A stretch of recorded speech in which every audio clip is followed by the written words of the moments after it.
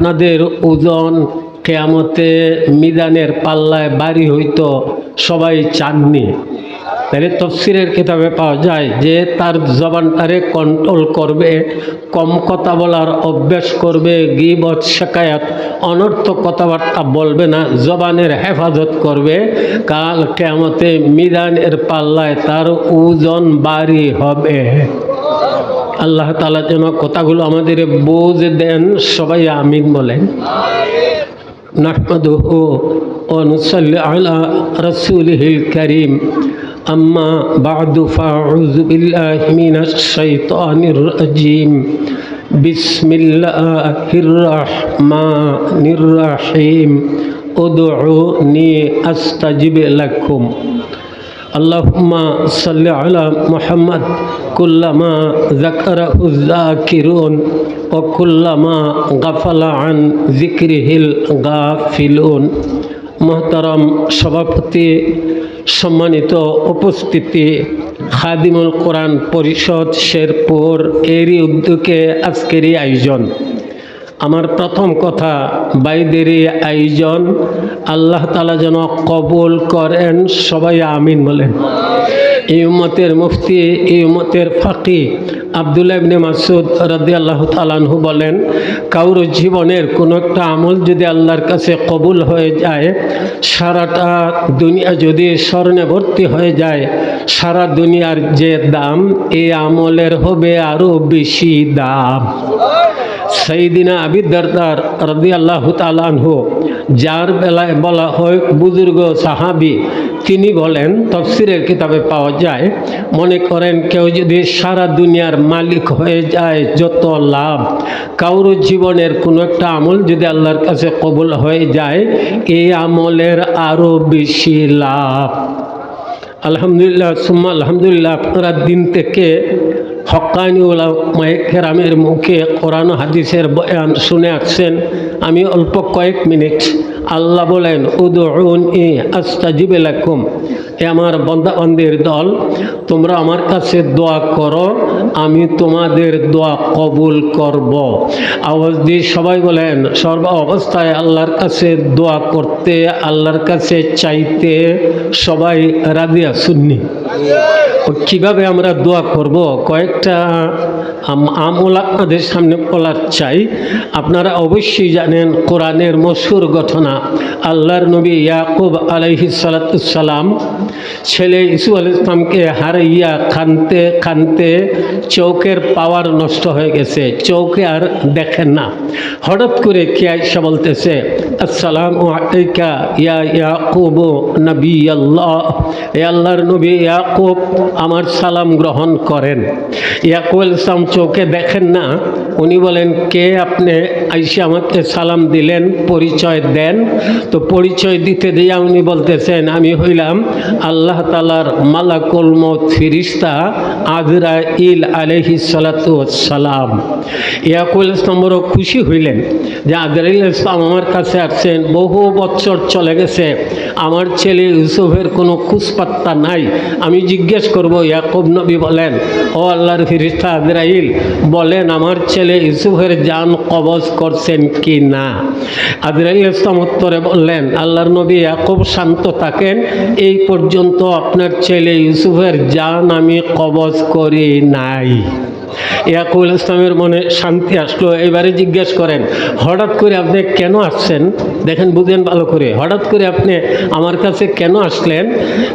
আজরাইল ইসলাম বলতেছেন, আপনারই বে করারি, আপনার পেরেশানি, খানতে খানতে চোখের পাওয়ার নষ্ট হয়ে গেছে, এই অবস্থা দেখা আল্লাহ তাআলা আমাকে আপনার কাছে একখানা আমল দোয়া দিয়া পাঠিয়ে দিয়েছেন, আপনি দোয়াখানা শুনেন, ইয়াদ করেন, আর আপনি আল্লাহর কাছে দোয়া করেন। ইয়াকুব ইসলাম বললেন, কি দোয়া? আপনারা ইয়াদ রাখবেন ভালো করে, ইয়া কাসীর আল খায়ের, ইয়া দাইম আল মারুফ, ইয়া কাসীর আল খায়ের, ইয়া দাইম আল মারুফ, ইয়া কাসীর আল খায়ের, ইয়া দাইম আল মারুফ। যার ভিতরে ইসমে আজম রয়ে গেছে, ইসমে আজম পড়ে কেউ যদি দোয়া করে, তার দোয়া সাথে সাথে আল্লাহর কাছে কবুল হইয়া যায়। ইয়াকুব ইসলাম শুনছেন, শোনার সাথে সাথে এই শব্দগুলো দ্বারা দোয়া করছিলেন। কিতাবে আসে সাথে সাথে আল্লাহ তাআলা আল্লাহর ফেরেশতা জিবরাইল ইসলামকে পাঠিয়ে দিলেন। জিবরিল ফেরেশতা এসে বলেন, আল্লাহর নবী ইয়াকুব, আপনি এমন কিছু শব্দ দ্বারা দোয়া করছেন, আপনার দুনো ছেলে ইউসুফ এবং বিনিয়ামিন দুজন যদি মারাও যাইত, এই দোয়ার বদলে আল্লাহ দুজনকে জিন্দা করে আপনার সামনে পাঠাইয়া দিতেন। তাইলে আমরা কিছু দোয়ার শব্দ পাইলাম, ইয়া কাসির আল খায়ের, ইয়া দাইম আল মারুফ, যার মধ্যে ইসমে আজম রয়ে গেছে। এই শব্দগুলো দ্বারা যদি আপনি দোয়া করেন, যে কোনো বিষয়ে আল্লাহ তাআলা আপনাকে নগদ ফল দান করবেন। আল্লাহ যেন এই দোয়াখানার উপরে আমাদের আমলের তৌফিক দেন। সবাই আমিন বলেন। কিছু শব্দ আমি বলা চাই দোয়ার, হয়তো আমরা অনেকে জানি অনেকে জানি না। এলিমের একটা বিষয় যদি জানতে পারেন, 1000 রাকাত নফল নামাজ পড়ার সমান সওয়াব।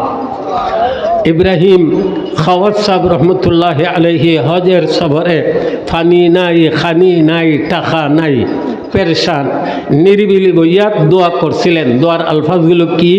ইয়া মুসাব্বিব আল আসবাব, ইয়া মুফাত্তিহ আল আবওয়াব, ইয়া সামি আল আসওয়াত, ইয়া মুজিবাদ দাওয়াত, ইয়া কাযী আল হাজাত। এই শব্দগুলো দ্বারা দোয়া করছিলেন। দোয়ার মধ্যে ওনার অঙ্গানু বাপ আইসা গেছে। হঠাৎ দেখা যায় একজন সুন্দর মানুষ এসা কয়, ইব্রাহিম খাওয়াত, পেরেশান হইয়েন না, এই নেন পানি দিলাম, এই নেন খানি দিলাম, এই নেন টাকার বান্ডিল দিলাম। ইব্রাহিম খাওয়াত হজের সফরে ফানি নাই, খানি নাই, টাকা নাই, ফানি পাইলেন, খানি পাইলেন, টাকা পাইলেন। এবারে জিজ্ঞেস করেন, কে আপনি? জীবনও তো আপনাকে দেখি নাই, কি আপনার পরিচয়, কোথায় আপনার ঘর, কোথায় আপনার বাড়ি? উত্তরে উনি বলেন, ইব্রাহিম খাওয়াত, আপনি আমাকে চিনবেন না, আমি এই জমিনের বাসিন্দা না, বরং আমি হইলাম বেহেশতের দারোগা, রেদওয়ান ফিরিস্তা। তাহলে বুঝতে পারলাম কিছু শব্দ এমন রয়ে গেছে, এই শব্দগুলো দ্বারা যদি কেউ কোনো বিষয়ে দোয়া করে, নগদ আল্লাহ তাআলা ফলাফল দান করেন। আর একটা ঘটনা আপনাদের শোনাই দোয়ার ব্যাপারে। আম্মা জান আয়েশা সিদ্দিকা রাদিয়াল্লাহু তাআলা আনহা, আবু বকর সিদ্দিক রাদিয়াল্লাহু তাআলা আনহুর মেয়ে হইয়া আব্বার কাছে বলছিলেন, আব্বা আমি তো ঋণে পড়ে গেছি, আমার বড় অভাব দেখা দিছে।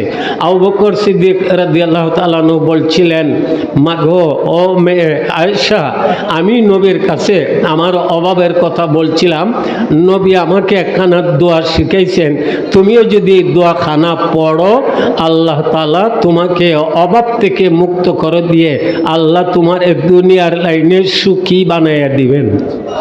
আয়েশা রাদিয়াল্লাহু তাআলা আনহা আবু বকর রাদিয়াল্লাহু তাআলা আনহুর কাছে বললেন, আবু বকর শিখাইছেন। আবু বকর বলেন, আমি নবীর কাছে বলছিলাম, নবী আমাকে শিখাইছেন। এরপরে আবু বকর বলেন, নবী আমাকে এইভাবে শিখাইছেন যে ঈসা আলাইহিস সালাম ওনার হাওয়ারিনদের এই দোয়াখানা বলছিলেন, এই দোয়াখানা যে উদ্দেশ্যে পড়া হবে, আল্লাহ একদিকে তার উদ্দেশ্য পুরা করবেন, ঋণ থাকলে ঋণ থেকে মুক্ত দিয়ে আল্লাহ তার ধনী সুখী বানাইয়া দিবেন। দোয়াখানা কি? আল্লাহুম্মা কাশিফাল কুরব, মুজিবা দাওয়াতিল মুদতার, রাহমান আদ-দুনিয়া ওয়াল আখিরা ওয়া রাহিমাহুমা, আনতা তারহামনা বিহা ওয়া তুগনিনা বিহা আম্মান সাওয়াকা। তেমন একটা লম্বা নয়, যদি কষ্ট করে শিখেন, আল্লাহ আপনাকে ঋণ থেকে মুক্ত দিয়ে দুনিয়ার লাইনে ধনী সুখী বানাইয়া দিবেন। হঠাৎ যদি কোনো পেরেশানি দেখা দেয়, তাহলে আপনাদের সামনে একটা দোয়া শিখে দেই। ইবনে হুমায়দ সাহেব রহমতুল্লাহ আলাইহি বহুত বড় বুজুর্গ ছিলেন, যিনি ছিলেন দিনের বেলা প্রতিদিন রোজা রাখনেওয়ালা আর রাত্রিবেলা তাহাজ্জুদ নামাজ পড়নেওয়ালা। ওনার অভ্যাস ছিল শিকার করার। পাহাড়ের দিকে রওনা দিয়েছেন, হঠাৎ করে একটা বিষধারী সাপ এসে কয়, বুজুর্গ আমাকে আশ্রয় দেন, দুশ্মন আমাকে দৌড়াইতেছে মারার জন্য। তো বুজুর্গ বললেন, আমার কুর্তার ভিতরে ঢুকে যাও, দুশ্মন দেখব দেখবে না, মারতে পারবে না। কয় না, দুশ্মন দেখবে আমাকে মারবে, বলে রুমাল দ্বারা ঘুরে নেই, বলে না আমার হেফাজত হবে না। তখন বুজুর্গ বললেন আর তো আমার কাছে কোনো সুবিধা নাই। তখন সাপ বলে আপনি যদি মুখটা খুলেন আর আপনার হলকম দ্বারা আমি যদি পেটের ভিতরে যাইতে পারি, 16 আনা নিরাপত্তা হয়ে যাবে, দুশ্মন আমাকে দেখবেও না, মারতে পারবে না। ইবনে হুমায়র বুজুর্গ বলেন আমি তুমি বিষধারী সাপ পেটের ভিতরে জায়গা দিতাম কোন বিশ্বাসে, পরে যদি বাহির না হও, সে কয় কসম খাইলাম, ওয়াদা করলাম, আপনি জায়গা দেন, তাড়াতাড়ি দুশ্মন আসতেছে আমাকে মারবে, বিশ্বাস করেন আমি পেটের ভিতর থেকে বাহিরে আসব। বুজুর্গ সাদা সিধা মুখ খুলছেন, হলকম দ্বারা পেটের ভিতরে যাইয়া সাপ আশ্রয় নিছে। এইবারে একটু পরেই দেখা যায় একটা লোক লাঠি জাটা নিয়ে আইসা বলে বুজুর্গ ওইদিকে সাপ যেতে দেখছেন, একটা কায়দায় জবাব দিলেন, কোন দিকে গেছে আপনি কুজা বাহির করেন, তারে মারেন, পেটে যে জায়গা দিচ্ছেন তাও বললেন না, আবার মিশা হয়ে যাবে এটাও বুঝাইলেন না। সে বলে তারে পাইলাম না, পাইলে মারতাম, উনি চলে গেছেন। এখন সাপ মুখ বাহির করে কয় দুশ্মন আইছিল, বলে হ্যাঁ আইছিল, চলে গেছে, এখন তুমি বাহির হও। সাপে আর মাতে না, এ সাপ বাহির হও, কথা কয় না। এই কি হইল, কইলেন বাহির হইবা, এখন কও না। উত্তরে বলে এমন আরামের জায়গা জীবনও পাইছি না, বাহির হওয়ার মনে চায় না, বরং আমার মুখটা আপনার দমের কোটার কাছে মনে চায় খামড় দিতাম। আপনাকে সুযোগ দিলাম, কোনো আশা থাকলে পুরা কইরা নেন, আমি কিন্তু খামড় দিয়াই দিলাম। ইবনে হুমায়র আল্লাহর ওলি বলেন তুমি কসম খাইলে, ওয়াদা করলে, পরে বাহিরে আসবে, এখনই কি কও? কয় সাবধানের না মানুষের দুশ্মন, আপনি কেমনে বিশ্বাস করলেন, জায়গা দিলেন, আমি খামড় দিয়া দিতেছি, কোনো আশা থাকলে তাড়াতাড়ি পুরায় নেন। তখন ইবনে হুমায়র বলছিলেন নেরে সাপ, তুই আমারে মারতে পারবেন আল্লাহর হুকুম ছাড়া, তবে শুন আমি আমার মালিক আল্লাহর সামনে একটু কথা কওয়ার সুযোগ দে। সাপে কয় দিলাম। তখন ইনি একটা দোয়া করছিলেন, আমরা অনেক সময় দোয়ার আলফাজগুলো জানি না বলে ফায়দাও অনেক সময় পাই না। দোয়া করছিলেন ইয়া লতিফ ইয়া লতিফ উলতুফ বিলুৎফিকাল খাফিয়্যা ইয়া লতিফ ইয়া কাদির আসআলুকা বিল কুদরাতিল্লাতি ইস্তাওয়াইতা বিহা আলাল আরশ ওয়ালাম ইয়ালামিল আরশ আইনা মুস্তাকাররুকা মিনহু ইয়া হালিম ইয়া আলিম ইয়া আলী ইয়া আযীম ইয়া হাইয়্যু ইয়া কাইয়্যুম। এই বলে দোয়া শুরু করে দিছেন। দোয়া শেষ হইতে না হইতে একজন সুন্দর মানুষ আইসা কয় ইবনে হুমায়ুন পেরেশান হবেন না, এই নেন আপনার জন্য একটা পাতা নিয়ে আসছি, আপনার পেরেশানিতে উপকার হবে, আল্লাহর নামে পাতাখানা খান। উনি সাথে সাথে বিসমিল্লাহির রহমানির রহিম বলে পাতা খাইলেন। পাতা খাওয়ার সাথে সাথে পাতার অ্যাকশনে পেটের ভিতরের বিষধারী সাপ ময়রা টুকরা টুকরা হইয়া পায়খানার রাস্তা দিয়ে বাহির হয়ে গেছে, সে আর নাই। এইবারে ইবনে হুমায়র বলেন এ ভাই মুসাফির, আমার জানা মতে এই জঙ্গলায় কোনো বসতি নাই, মানুষ নাই, তুমি কে, আমাকে এসে সাহায্য করলে? উত্তরে উনি বলে আমাকে আপনি চিনবেন না, আমি হইলাম চতুর্থ আসমানের মারুফ নামক খোদার নূরের ফিরিস্তা। সুবহানাল্লাহ, জোরে বলেন। ইবনে হুমায়র, আপনি যখন সাপকে এইভাবে সরল মনা হইয়া জায়গা দিছিলেন, সে আপনাকে ধোঁকা দিছে, খামড় দেওয়ার চায়, তখন আপনি যে ইয়া লতিফ ও মেহেরবান আল্লাহ এই বলে যখন দোয়া শুরু করছিলেন, 7টা আসমানে একটা কান্নার রুল শুরু হয়ে গেছিল। আল্লাহ তাআলা আমি চতুর্থ আসমানের মারুফ নামক নূরের ফিরিস্তা, আমি আমার নাম ধরে বললেন এরে আমার ফিরিস্তা মারুফ, আমার বন্দা সরল মনা হইয়া সাপরে জায়গা দিয়া বিপদে পড়ছে, তাড়াতাড়ি যাইয়া তারে সাহায্য করে আসো। এই আমি আসলাম, আপনাকে আপনার দোয়ার বদলে সাহায্য করলাম। এবারে ইবনে হুমায়র জিজ্ঞেস করেন ঠিক আছে আপনাকে চিনলাম, যে গাছের পাতা খাওয়াইলেন আমাকে, এটা কোন গাছের পাতা? উত্তরে ফিরিস্তা কয় এটা হইল বেহেশতের সাজারায় তুবা নামক গাছের পাতা। তাহলে খাস খাস কিছু শব্দ রয়ে গেছে, এই শব্দগুলো দ্বারা আমরা যদি সুযোগে সময়ে সমস্যায় দোয়া করতে পারি, নগদ আল্লাহ তাআলা আমাদের ফল দান করবেন। কিতাবে আরেকটা ঘটনা আপনাদের শোনাই। এক আল্লাহর বান্দা বাজারে গেছে, গোশত খরিদ করবে। গোশত খরিদ করে বাড়ির দিকে রওনা দিছে। আর রাস্তায় তার জরুরত পেশ হয়েছে, গাছতলায় গোশতের ব্যাগ রাইখা গেছে জরুরত সারবে। হঠাৎ করে দেখা একটা চিল আইসা চংলা দিয়া গোশতের ব্যাগ নিয়ে গেছে। সে বলে, চিলে করছে চিলের কাজ, আমি করবো আমার কাজ। সে সুন্দরভাবে ওযু করে মসজিদে যাইয়া সালাতুল হাজাত নামাজ পড়ে একটা দোয়া করছিল, একবারে বাট্টি, এটা নগদ শিখা নেন। ইয়া গিয়াসাল মুস্তাগীসিন, ইয়া গিয়াসাল মুস্তাগীসিন, ইয়া গিয়াসাল মুস্তাগীসিন। ও ফরিয়াদ করনেওয়ালাদের ফরিয়াদ কবুল করনেওয়ালা আল্লাহ। সাদা সিধা অর্থ।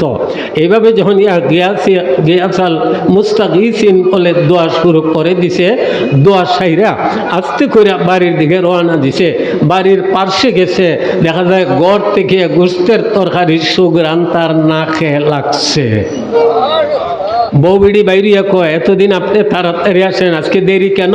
বলে, দেরি কেন? গোশতের ব্যাগ রাইখা গেছিলাম গাছতলায়, চিলাইয়া নিয়ে গেছে, তাই আমি আল্লাহর কাছে দোয়া করছি, একটু দেরি হয়ে গেছে। তুমি গোশত পাইলা কই? মেয়েটা উত্তরে কয়, বউ উত্তরে বলে, ও আমার স্বামী, কেন আপনি এত দেরি করলেন? আপনি যে ব্যাগ নিয়ে বাজারে গেছিলেন গোশত খরিদ করার জন্য, হঠাৎ দেখলাম ব্যাগ ভর্তি গোশত একটা চিলে আমাদের ঘরের দুয়ারের সামনে নিয়ে দেয়া গেছে। ব্যাগটা দেখে আমি চিনে নিছি যে এটা আমাদের এই ব্যাগ, এই জন্য আমি পাক করে আপনার অপেক্ষায়। স্বামী উত্তরে বলে, দেখো ব্যাগ ছিলে নিয়ে গেছে, তখন আমি আল্লাহর কাছে দোয়া করছিলাম, ইয়া গিয়াসাল মুস্তাগীসিন, ও ফরিয়াদ করনেওয়ালাদের ফরিয়াদ কবুল করনেওয়ালা আল্লাহ। এই দোয়ার বদলে আল্লাহ যে ব্যাগ ছিলে নিয়ে গেছিল, ওই চিলকে দিয়া গোশতের ব্যাগ আল্লাহ আমাদের ঘরের দুয়ারের সামনে পাঠাইয়া দিছেন। খাস খাস কিছু শব্দ রয়ে গেছে। আর একটা আজীব ঘটনা আপনাদের শোনাই। আল্লাহর নবী সুলাইমান আলাইহিস সালাম বাইতুল মুকাদ্দিস মসজিদে আকসার খাদিম। আজি হঠাৎ করে চাবি হারায় গেছে, তালা খোলার কোনো ব্যবস্থা নাই। তালা খোলার কোনো ব্যবস্থা নাই। হঠাৎ দেখা যায় একজন চুলদারি সাদা মুরব্বী। আজকে চুলদারি সাদা মুরব্বীদের কদর নাই। আল্লাহর নবী বলে গেছেন, চুলদারি সাদা কোনো মুরব্বীকে কেউ যদি ইজ্জত দেয়, সে যেন স্বয়ং আল্লাহকেই ইজ্জত দিল। এক হাদিসে নবী বলে গেছেন, আল বারাকাতু ফি কুবারা ইহিম, আল্লাহ তাআলা চুলদারি সাদা মুরব্বীদের মধ্যে বরকত রাখা দিয়েছেন। এদের কদর করেন, আল্লাহ আপনার জীবনের সব কাজে বরকত দান করবেন। সুলাইমান ইসলাম তালা খুলতে পারেন না, চাবি হারায় গেছে। দেখা যায় চুলদারি সাদা এক মুরব্বী আইসা বলেন, সুলাইমান চিন্তা করো না, চাবি পাইতেছ না, চিন্তার কোনো কারণ নাই, আমাকে চিনো, আমি তোমার আব্বা দাউদ আলাইহিস সালামের দুস্থ, ওনার সাথী। আমার কাছে কেন দোয়া আছে, এই দোয়াটা যদি তুমি পড়ো, আল্লাহ চাহে তো চাবি ছাড়া ওই তোমার তালা খোলার ব্যবস্থা কুদরত দ্বারা করে দিবেন। সুলাইমান ইসলাম বলেন, চাবি তো আমি পাই না, তা কি আমার আব্বা থেকে কি দোয়া আপনি শিখছেন? ওই উনি বলছিলেন, আল্লাহুম্মা বিনুরিকা ইহতাদাইতু ওয়া বিফাযলিকা ইস্তাগনাইতু ওয়া বিকা আসবাহতু ওয়া আমসাইতু যুনুবি বাইনা ইয়াদাইক আস্তাগফিরুকা ওয়া আতুবু ইলাইক ইয়া হান্নান ইয়া মান্নান। এই দোয়াটা সুলাইমান ইসলামকে শিখাইলেন। সুলাইমান ইসলাম পড়ছেন, পড়ার সাথে সাথে চাবি ছাড়া ওই আল্লাহ তাআলা খুলে দিছেন। বলেন সবাই আল্লাহর কাছে দোয়া করতে সবাই রাজি আছেননি? দোয়া মুমিনদের বড় অস্ত্র, দোয়া আসমান জমিনের খুঁটি, দোয়া দিনের নূর। এইভাবে যদি সময় সময় সুবিধা অসুবিধায় আমরা আল্লাহর কাছে দোয়া করতে পারি, খাস খাস দোয়াগুলো আমরা যদি শিখতে পারি, আর এই দোয়াগুলো শিখে শিখে যদি আল্লাহর কাছে আমরা দোয়া করার অভ্যাস করি, তাহলে নগদ আল্লাহ তাআলা আপনাকে ফল দান করে দিবেন। এভাবে দোয়া ইনুস লা ইলাহা ইল্লা আনতা সুবহানাকা ইন্নী কুনতু মিনাজ জালিমিন আলামিন যে দোয়াখানা ইউনূস ইসলাম মাছের পেটে পড়ছিলেন, আল্লাহ মাছের পেট থেকে ওনারে খালাসি দান করছিলেন। আল্লাহ কোরআনে বলেন এইভাবে কিয়ামত পর্যন্ত মানুষেরা এই দোয়াখানা যদি পড়ে যে কোনো বিপদ সমস্যা থাকে না কেন আল্লাহ ইউনূস নবীর মতো তাকে সাহায্য করবেন। বুজুর্গানে দিন আমল দেন, প্রতিদিন ফজরের পরে দোয়া ইউনূস 40 বার যদি আপনি পড়েন, রোগ থাকলে আল্লাহ আরাম দিবেন, গুনাহ থাকলে আল্লাহ মাফ করবেন। ওই দিন যদি আপনি মারা যান আল্লাহ আপনাকে শহীদি মরণ দিবেন। বলেন দোয়া ইউনূস প্রতিদিন ফজরের পরে 40 বার পড়তে রাজি আছেন? কিতাবে পাওয়া যায়। আপনি কোনো উদ্দেশ্যের রূপে দোয়া করবেন, দোয়ার আগে আগে দোয়া ইউনূস যদি কয়েকবার পড়ে নেন এরপরে দোয়া করেন, আপনার দোয়া আল্লাহর কাছে কবুল হয়ে যাবে। শেষ কথাটা বলছি, আসিফ ইবনে আবি নজুদ রহমতুল্লাহ আলাইহি এক বুজুর্গ অভাবে পড়ে গেছেন, নিরিবিলি জায়গায় যাইয়া সলাতুল হাজত নামাজ করে ওই দোয়াটাই করছিলেন। কিছু শব্দ বেশতি, ইয়া মুসাব্বিবাল আসবাব, ইয়া মুফাত্তিহাল আবওয়াব, ইয়া সামিআল আসওয়াত, ইয়া কাযী আল হাজাত, ইকফিনি বিহালালিকা আন হারামিকা ওয়াগনুনি বিফাজলিকা আম্মান সাওয়াকা, এই বলে দোয়া করছিলেন। দোয়ার মধ্যে তিনি গায়বী টাকার ব্যাগ পাইছিলেন। একটু জোরে কোন দেওয়া সুবহানাল্লাহ। এই ময়দানে কাজ না করা পর্যন্ত বুঝে আসবে না। দোয়া বন্ধ করে উনি ব্যাগটারে খুললেন, খুললা দেখেন এক সাইডে 22 করা 80টা স্বর্ণ মুদ্রা, মানে 80 ভরি স্বর্ণ, আর আরব সাইটে তুলা দ্বারা বেষ্টনী স্বর্ণের একটা পাথর। যদি আপনি এইভাবে ইয়াকিনের সঙ্গে কাজ করেন, যেভাবে আসিফ ইবনে আবি নজুদ ফল পাইছেন, আল্লাহ আপনাদেরও ফল দান করবেন। বেশি দিন আগের কথা নয়, ঘটনা বলে শেষ করছি। আমরা বরিশালের বুলায় সফর করছি। ওইখানে বুলাতে আমাদের এক মুরব্বী ছিলেন রুহুল কিস্তি রহমতুল্লাহ আলাইহি। অনেক বয়স্ক যারা হয়তো নাম শুনছেন। যাওয়ার পরে ওখানকার লোকজন আমাদের বলছে আল্লাহর ওলি রুহুল কিস্তি রহমতুল্লাহ আলাইহি আল্লাহর কাছে দোয়া করছিলেন, দোয়ার মধ্যে তিনি গায়বী টাকার বান্ডিল পাইছিলেন। এই টাকা দ্বারা জায়গা খরিদ করলেন, ঘর বানাইলেন, বাড়ি বানাইলেন, এরপরও টাকা ফুরায় না। বাকি টাকা দ্বারা তিনি হজে গেছেন। হজ শেষে মদিনায় মনোয়ারায় যাইয়া নবীজির কবর শরীফ জিয়ারত করছেন। এরপরে মদিনায় মনোয়ারায় মরণ হয়েছে। পৃথিবীর শ্রেষ্ঠ গুরুস্থান জান্নাতুল বাকিয়ে ওনার কবর হয়েছে। আমরা যদি আগ্রহের সাথে খাস শব্দ দ্বারা দোয়া করতে পারি, আপনিও নগদ ফল পাইবেন।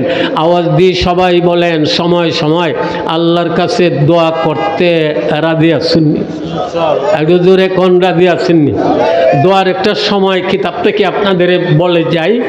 আপনি যদি যখন ওই ঘুম থেকে উঠবেন, তো ঘুম থেকে উঠার দোয়া হইল আলহামদুলিল্লাহিল্লাযী আহিয়ানা বাদামা আমাতানা ওয়া ইলাইহিন নুশুর।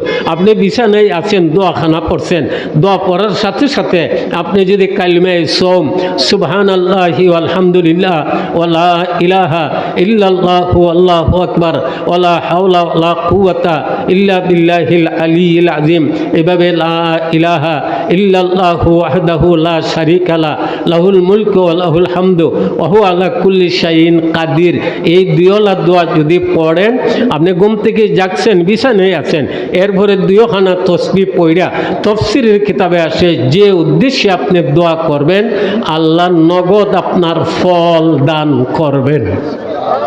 এটা পরামর্শ দিলাম। যখন ঘুম থেকে উঠলেন, আপনি হয়তো ফজরের নামাজ পড়বেন, ঘুম থেকে জাগছেন, তখন এই দুইখানা তসবিহ পড়া যে উদ্দেশ্যে অভাব থাকলে আল্লাহ আমার অভাব দূর করে দেন, পেরেশানি থাকলে পেরেশানি দূর করে দেন, মুসিবতে থাকলে মুসিবতে খালাস দেন, তাফসীরের কিতাবে পরিষ্কার লেখা। এই দুইখানা তসবিহ পড়ে যে উদ্দেশ্যে যে দোয়া করবে আল্লাহ কবুল করে নিয়ে নগদ তারে ফল দান করবেন।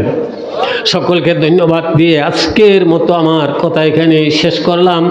আমরা প্রতিদিনের আলোচনায় করে ক্লান্ত, সফরের পর সফর, আপনাদের এই বিরাট আয়োজন আল্লাহ যেন কবুল করেন, সবাই আমিন বলে। আবারও প্রথম কথা বলছি, এই উম্মতের মুফতি, এই উম্মতের ফাকি আব্দুল্লাহ ইবনে মাসউদ রাদিয়াল্লাহু তাআলা আনহু বলেন, কারোর জীবনের কোনো একটা আমল যদি আল্লাহর কাছে কবুল হয়ে যায়, সারাটা দুনিয়া যদি স্বর্ণে ভর্তি হয়ে যায়, সারা দুনিয়ার যে দাম এই আমলের হবে আরও বেশি দাম। সকলকে ধন্যবাদ। ওয়া আখিরু দাওয়ানা আনিল হামদুলিল্লাহি রাব্বিল আলামিন। আসসালামু আলাইকুম ওয়া রাহমাতুল্লাহি ওয়া বারাকাতুহু।